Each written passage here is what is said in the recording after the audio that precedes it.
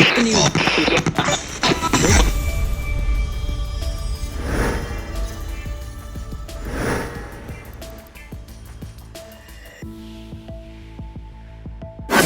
News. IFM News. IFM News. Lokal. May isa nga balyena Nastranded iti barangay Brayog, Pagudpud, Ilocos Norte. Tinasong nga balyena ket may isa nga pygmy killer whale. Nasurok 2 metro ti katidugna ken 180 kilos ti kadagsen na. May basar ti eksaminasyon ti menro.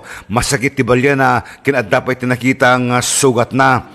Nakita dahito ti masang residente sa naimpakamu kadagiti maseknan. Nagbabadangan tayo ng Capital Rehabilitation Area tapnon makiina na ti balyena. Ngayon kalpas sa sumamanong oras, pinalubusan ng batlayan nga nakasubli ti taaw tapnon maliklikan ti pan naka-stress na. Ti balyena at posibleng stranded gapwela ang ti kinadakes ti panawen. Idol Dennis Alipio, Tatak, IFM. IFM News. IFM News. IFM News. Lokal.